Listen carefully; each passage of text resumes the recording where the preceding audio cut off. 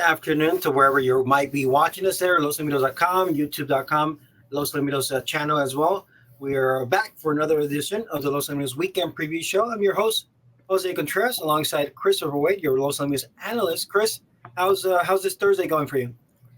It's a long, long day because we're taking all the races from Lone Star Parkland Challenge Championship night. We had the handicap races 1 through 12, and we're going to have at handicap 5, 6, and 7 at Evangeline, then 5 at Albuquerque. So it's been a long day of handicapping the races for the Los Alamitos program and the website for our simulcast being piped in this weekend. And also for our readers and viewers, you can check out loslimitos.com not only for your selection, Chris, but also Ed Burgart has a preview of the challenge races down at Lone Star happening this upcoming week. So check out loslimitos.com for all your info on Chris' selections and also some thoughts from Ed Burgart himself. It was great having Ed Burgart on site a couple of weeks ago, filling in for myself. But this upcoming weekend, it's going to be Chris and I. Chris is going to be joining me on the FanDuel set. Chris, looking forward to it. We had a lot of fun a couple of weeks ago, so we'll be looking forward to it this weekend. Then I'll out on the FanDuel set. Yeah, it's going to be this coming Saturday. We got those simulcast being piped in. We're going to have a great racing program here at Los Alamitos, and of course, we got that big pick 6 carryover once again. Last week it was over $58,000 and turned into a monster pool. And then this Saturday night with a carryover from Sunday on No Carryover Sunday became carryover on this coming Saturday. It's going to be a monster pool once again. Or how about that, Chris? Last weekend it was a 2-day carryover, right? 58 something. Right. This week just one night. It's nearly $50,000. So the play came to play this weekend. Last weekend at Los Angeles, nobody hit the pick 6. We'll have a carryover for Saturday. Not just remember, Saturday night, Chris, we're also going to have the Carnival weekend at Los Alamitos, Halloween Carnival on Saturday night. So we might have to bring up some costumes on the set and kind of dress up. So we'll leave that on the table and see if we can come up with something. All right, let's talk about this weekend. We obviously have the pick 6 carryover for Saturday night, but what a tough sequence in the pick 6. I think this is a no easy peasy type of sequence in the pick 6 on Saturday night.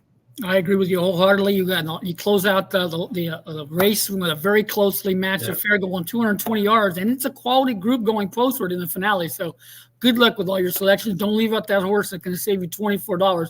It could cost the end because it's going to be a monster pull in that pick 6. We're going to give a horse a good look or lay outside Flaming Size in that 9th event. Yeah, you like the 6, Flaming Size.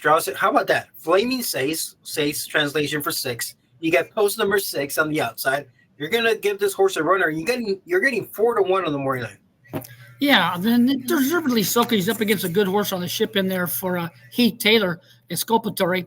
But this who did come back to work very, very well. But this horse, like I said, was a C+ and a B- worker prior to the Trouble debut when he having tons and tons of trouble, was locked and loaded.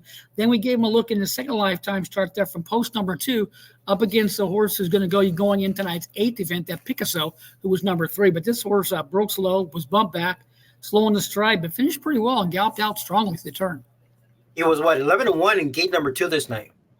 Yeah, little fractures in there. He back bobbles, gets bumped forward, and gets brushed by the inside horse. And he's kind of slow in his stride.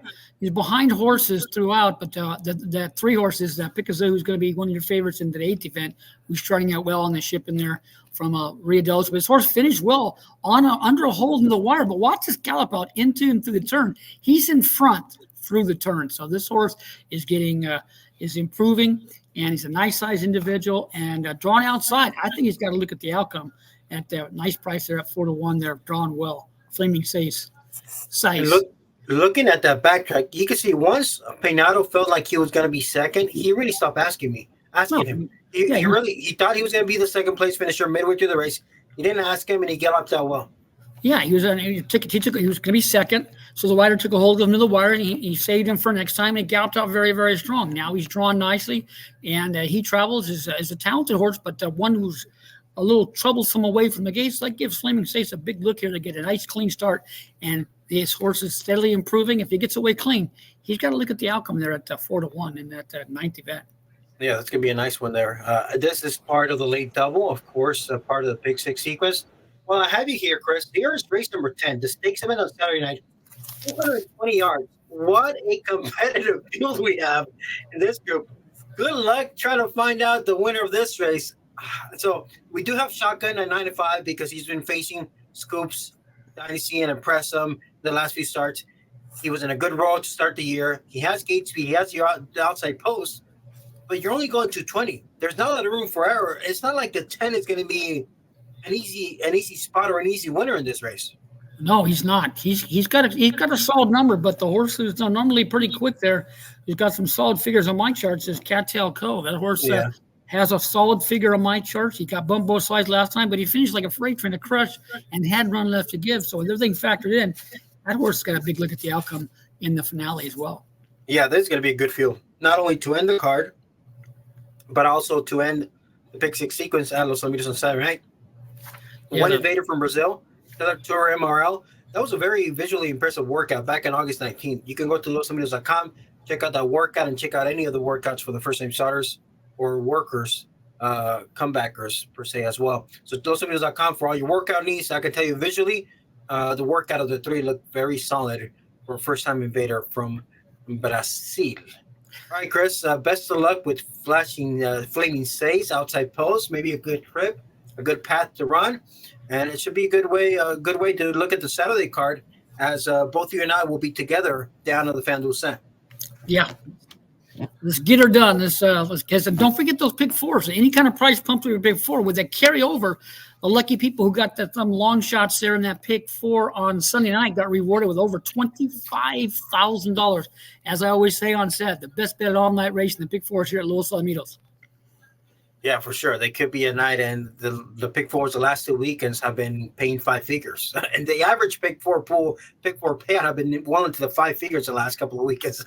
Los Alamitos given the monster pick six scores during trials weekend last week. All right, Chris, good talking to you on this Thursday afternoon. Have a good rest of your day, and we'll catch you this Saturday on the FanDuel set here on FanDuel TV. All right, boss. You have a good night. See you then.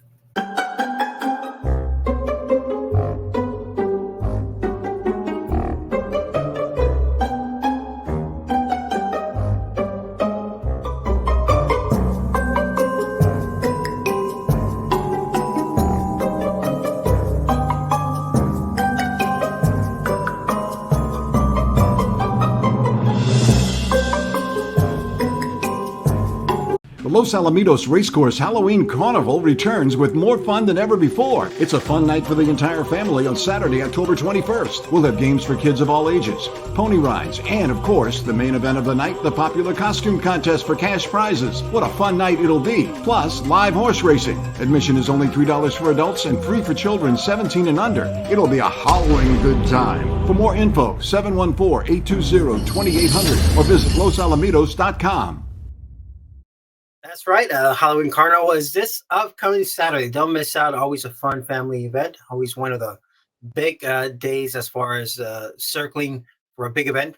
A lot of the community comes out and supports Los Alamitos, so we expect a good crowd once again. Come out and join us this upcoming Saturday, October 21st at Los Alamitos Racecourse. We are back with Michael Wrona, your voice of Los Alamitos. Michael, how's your Thursday going up to this point? Going just fine, thanks, mate. Pretty quiet afternoon here in Huntington Beach, although did spend a few days in San Diego County and just got back a couple of hours ago, so not much planned for the rest of the day. Good. All right. We got you here focused on this Saturday card. It is a very nice 10-race program, but also we have pick six carryover just shy of $50,000. Based on what happened last week in the pool size with that carryover, Michael, this probably could get to that $250,000 when everything's said and done. Yep, it would come as no surprise. So great to have another enticing carryover so soon after the last one. Yeah, it's like we didn't have enough. We have to fire right back in. So I have to ask the bankroll manager for a little bit extra budget for this week. She'll be okay with it. I think she'll be fine. So I'll ask for a little bit extra budget from the bankroll manager for this weekend's races. All right, let's talk about Saturday night. You're taking us to the early part of the program in race number 2. And this is a very good competitive group. We're going 1,000 yards. Excuse me, race number 4 is where I'm going. I was looking it's actually race 5. It's the first leg of the pick 6. See, I was looking at another race. All right, race number 5 is where we're going 1,000 yards. And I was just going to give you a hard time, Michael. I was going to say, Michael, you went out of the pick 6? No, you did go to the pick 6, and you go to the very first leg, 1,000 yards, conditional claimers, 60 to 50. I see, now I know why I messed up. I looked at the conditions, 60 to 50 claimers, which is the same as race number 2. That's what threw me off. But race number 5 is where you're taking us. Pick 6 begins here, and you're looking at a runner towards gate number 8, Capture the Sea. Very classy horse who had a year-long layoff, won off that extended layoff 2 starts back. Really good comeback performance from a horse with plenty of back class. And then his latest race, second up off the long layoff, he had all sorts of trouble. It was rather an eventful trip for him. And by the way, the other horse that's at the top of the market for this race, Midnight Somewhere, is in this same race. So we can review both performances. They were drawn next to each other, as a matter of fact. Midnight Somewhere had gate 3 in the red silks, and Capture the Sea had gate 4, was slowly away.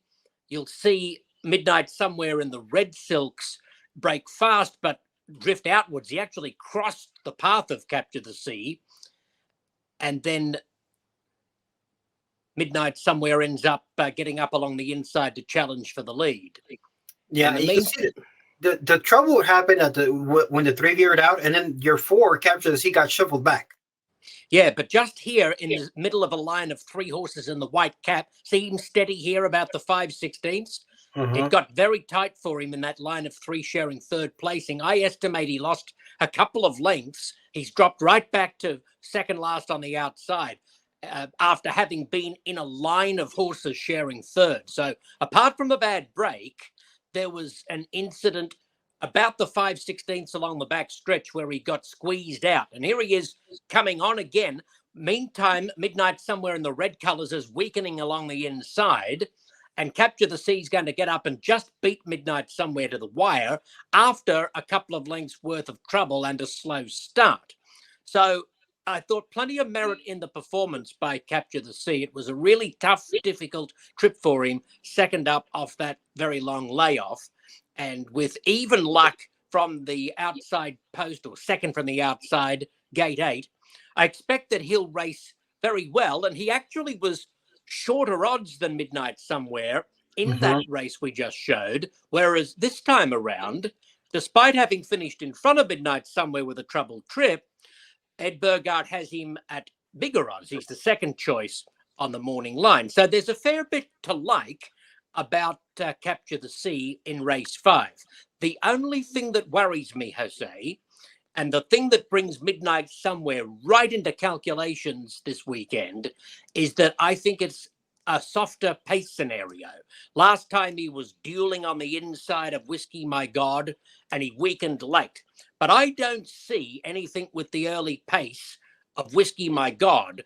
Perhaps Swampin' Ain't Easy has early dash, but, I think that there is a chance Midnight Somewhere, if he breaks alertly, can get to a clear lead. And if he does, he's going to be very, very tough to run down. So that's my query. I think Midnight Somewhere figures from a pace standpoint. But at better odds, Capture the Sea, I think, has a really good chance.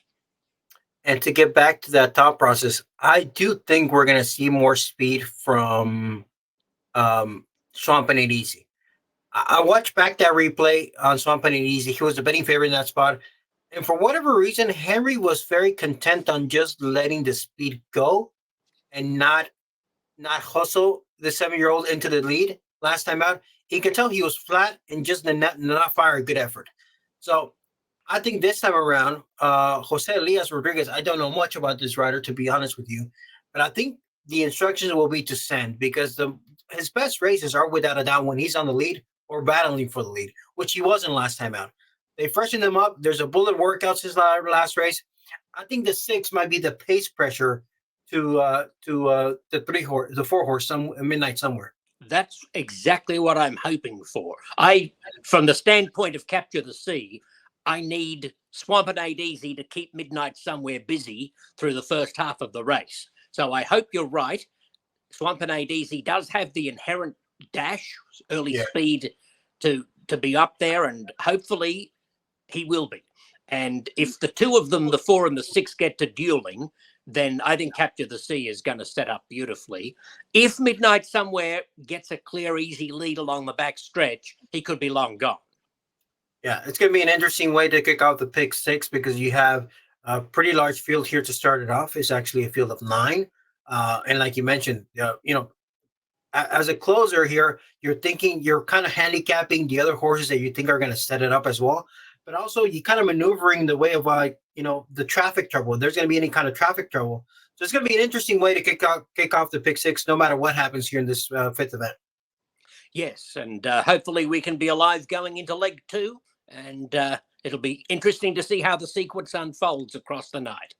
That's for sure. That's going to be very, very interesting. Looking ahead to our calendar, of course, we'll have the Halloween Carnival this Saturday night. Sunday night, we'll have the final of the Los Ponies Wild West Futurity. Those trials were contested the weekend of the Los Ponies Equine Sale just a few weeks ago. So on Sunday night, we'll be looking forward to the Los Ponies Wild West Futurity on Sunday. And then once we look forward to the week after that, Michael, we'll be talking Golden State Million Futurity. So week after week, from here on out, it feels like there's something important or something with something at stake on hand every weekend also. Yes, and you'll recall that the fastest qualifier by a clear margin for the Golden State Million Futurity was Train Station V. That V on the end is something shared by the fastest qualifier to the Super Derby and Sicario V, who also has made the field. Valeriano Stables with the favourite, no doubt he'll be the favourite in the Golden State Million Futurity, and 2 top chances for the Super Derby. What about Heath Taylor? He had 4 of the fastest 6 qualifiers last Sunday night to the Super Derby. What an effort. And walking out the grandstand, the more it was a pretty long walk to the car because I didn't hit anything as far as but I kept thinking, you know what? I could see Heath running 1, 2, 3 in the final. Because a few of those runners didn't have the perfect trips and they still qualified with very good times. So I could see Heath just making that Heath trifecta in the Super Derby. Oh, it's well within the realms of possibility. Another one of the Taylor finalists, not owned by Valeriano Stables, a Bobby Cox horse, Jericho, is a horse I'm just personally a big fan of. I just took a liking to him late last year when he came to Los Alamitos, and I thought, I really want to be with you next season. And he had a clear path. Everything went beautifully for him, but he was strong, wasn't he? Powering through the line at the end of his trial win.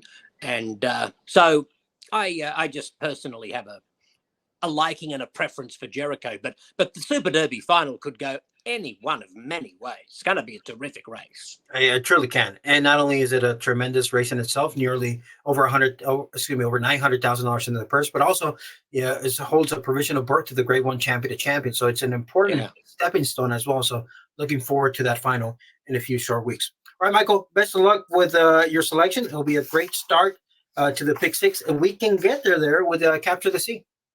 Hope so. Let's try and kick off on the right note.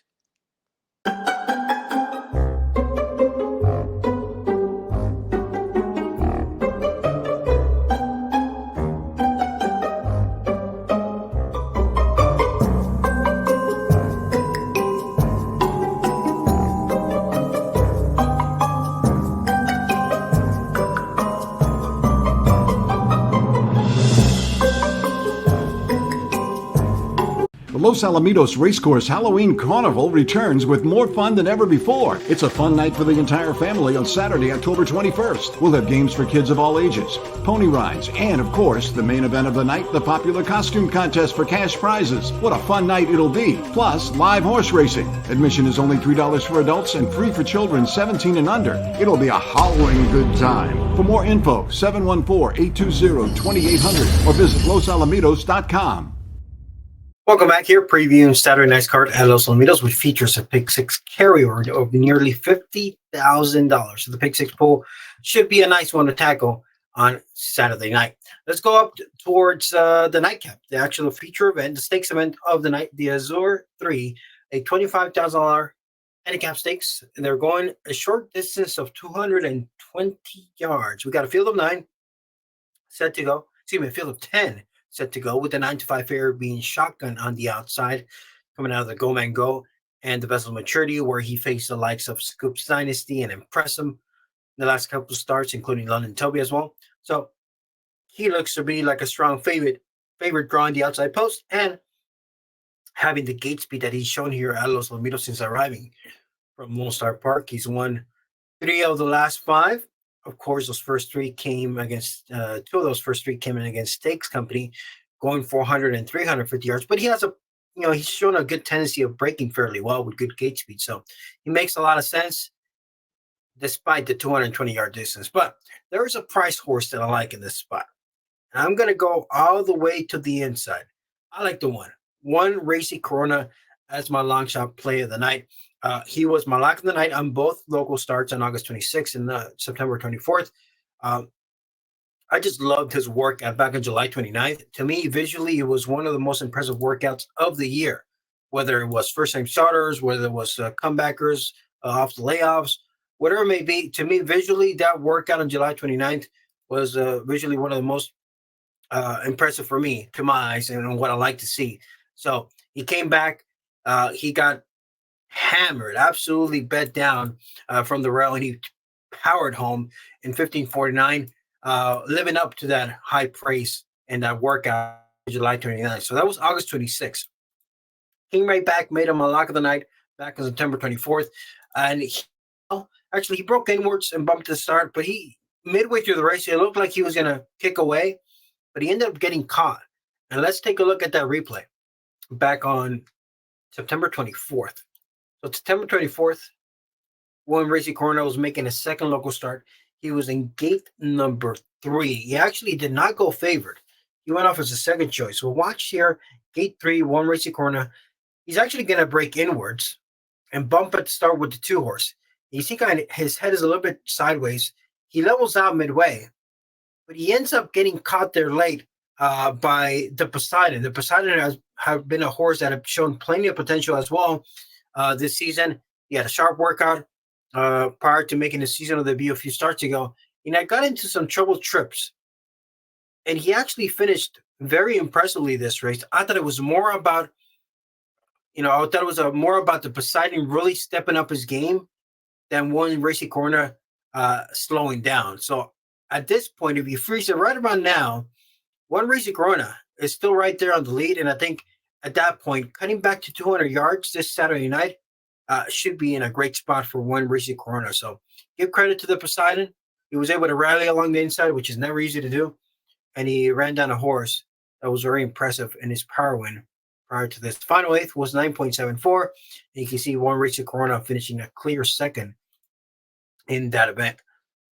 So I'm going back to run Racy Corona. Like the price, 12-1 on the morning line.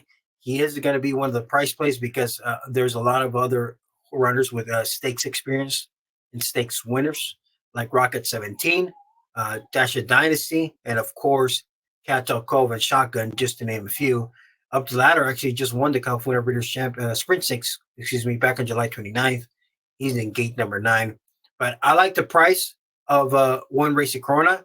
I think the cutback, if this is to 220 yards, should be a good fit for him. And that he's shown the ability to break well in both starts. So clean break, hopefully from one Racy Corona from the rail, should be all he needs to prevail. And don't forget that impressive local win did come from the inside post back on August 6th. So that is going to be my long shot of the night on Racy Corona in race number 10. Our director of marketing and publicity, Orlando Gutierrez, Professor G, was on hand checking out some of the soccer games going on here for the chaplaincy. Today was the season opener of the racecourse chaplaincy of Los Lomitos Soccer League. Lots of goals, spirited competition, and plenty of fun times for the backstage workers who were on display this day as the season opener for the soccer teams got underway. The teams included Los Diablos, the Devils, Los Coquetos, aka the Lady Killers, Los Gallos Negros, Black Roosters, and Los Rojas, the Reds. So a few of the photos here on display for some of the teams that were playing today, this Thursday afternoon. They were playing down at Lexington Park in the city of Cypress, so close to Los Lomitos. The games take place on Thursdays, the games do. And shout out to our backstretch workers participating in this fun league. just got underway. So a couple of games. Professor G was in attendance. He was kind enough to send us these photos. A few of the names and faces you might recognize here. Trainer Brian Cunningham. Brian Cunningham there. You can see him right there in the back. The red and black right in front of him is that's Brian Cunningham. That's Victor Salazar, jockey Victor Salazar. Plenty of other riders in the league as well, like jockeys Kevin Camacho, JG Torrealba, Rosana Ida, Adrian Loza, Victor Salazar, Steve Franco. Just a few names to mention that are participating in the soccer league for this season. Well done, and much success. Hopefully, some of the local teams from Los Al are able to make it all the way and have a tremendous season. Again, congrats to the team at the Champions League for organizing the soccer league. Should be a fun season for all the backstretch workers and everybody that's participating in this year's league. Here's one more look at what is to come this weekend at Los Alamitos as far as the festivities. Go to losalamitos.com here. You can check out the latest banners and news. By the way, Ed Burgard, we mentioned earlier on the show, he'll be having some analysis on the Bank of America Challenge tonight. You can click right here. Ed Burgard's selections for the Distance Challenge, the Key Racing Video This Stuff Challenge, John Deere Juvenile Challenge, the Deck One Derby Challenge, and the Bank of America Challenge Championship. You can check out losalamitos.com for Ed Burgard's thoughts about those challenge races, and of course, Chris Wade's selections for the simulcast and local races as well, and much more at Los Alamitos. But let's go back here for this weekend. The Halloween Carnival is back at Los Alamitos Saturday night, October 21st, 6 to 9 p.m. Costume contest, fun for the entire family. Free general parking, $3 admission. Children 17 and under enjoy free admission as well. The game tickets are only 50 cents each. The pony rides cost 2 tickets, so $1 a pony ride. Over $3,500 in total cash prices in the costume contest. All the participants for the costume contest receive a candy bag. And of course, they'll be hand in hand with our live racing for that Saturday night as well. The event proceeds do benefit the Los Alamitos Youth Center. Come on out and support the event, and all proceeds benefit the Youth Center of Los Alamitos. Here's the breakdown of the divisions for the costume contest. 7 different age categories: 3 to 4, 5 to 6, 7 to 8, 9 to 11, 12 to 15, 16 to adult, and then a grand prize contest, which takes place between the winners of each of those divisions. And again, there it is. So the contest began after each race. So after race 1, 2, 3, 4, 5, 6, 7, and 8, and all the contests will be going underway and coming out. The first lineup for that age group begins at 5:55 p.m. local time. Cash prices for the divisions: $200 for first, $150 for second, and $100 for third. The overall grand prize will win a total of $700. LosAlamitos.com is a place to be for everything that is coming up at Los Alamitos Racecourse. There's the Bad Beat Therapist, front and center in her mermaid outfit from last season.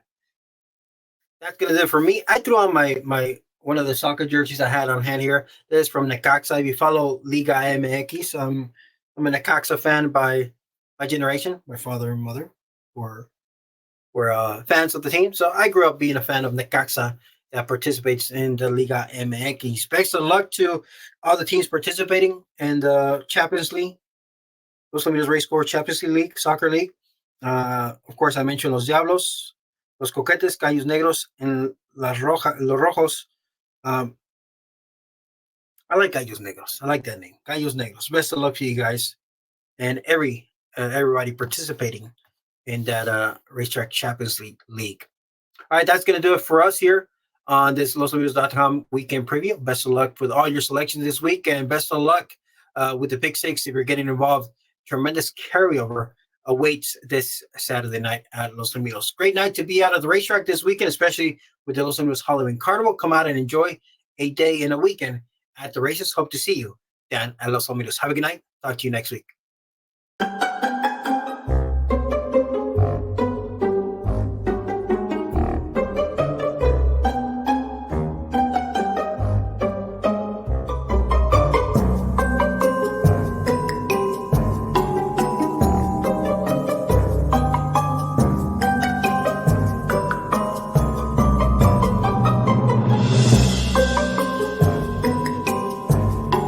Los Alamitos Racecourse Halloween Carnival returns with more fun than ever before. It's a fun night for the entire family on Saturday, October 21st. We'll have games for kids of all ages, pony rides, and of course, the main event of the night, the popular costume contest for cash prizes. What a fun night it'll be. Plus, live horse racing. Admission is only $3 for adults and free for children 17 and under. It'll be a howling good time. For more info, 714-820-2800 or visit losalamitos.com.